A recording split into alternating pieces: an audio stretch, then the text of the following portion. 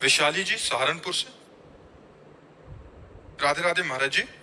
महाराज जी, सकारात्मक ऊर्जा नकारात्मक ऊर्जा से दब क्यों जाती है, कह रहे हैं। इनका कहने का भाव है कि वो क्योंकि भजन नहीं है, इसलिए। भाई अगर दुष्ट आदमी पहलवान होगा तो पटक तो देगा ही, और अगर बढ़िया आदमी पहलवान हो तो दुष्ट को पटक देगा।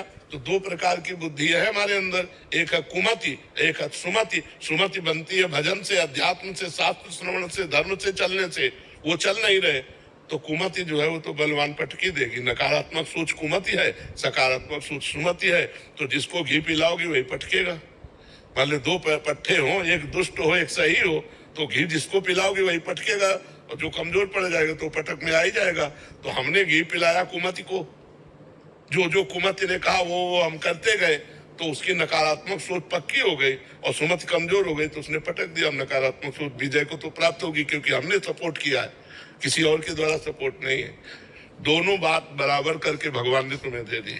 अब तुम बढ़ा किसको रहे हो ये तुम देखो। अच्छी बुद्धि बढ़ा रहे हो या बुरी बुद्धि? बुरी बुद्धि को तो लोग बढ़ावा दे रहे हैं और अच्छी बुद्धि को दबा रहे हैं। तो अच्छी बुद्धि जब पूर्ण रूप से दब जाती है तो वो डिप्रेशन में पहुंच जाएगा, क्योंकि नकारात्मक सोच उसको गिराती गिराती और यहाँ तक ले जाती है।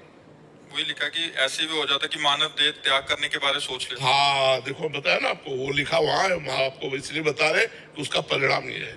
तो हमें चाहिए कि अच्छी बुद्धि को हम बढ़ावा दें, हम अच्छा भोजन पावे, अच्छे लोगों से मिले, शास्त्र स्वाध्याय करें, संतों की बात सुने, अच्छे आचरण करें। अभी सकारात्मक बुद्धि बढ़कर नकारात्मक को दबा देगी, अभी आनंद आ जाएगा।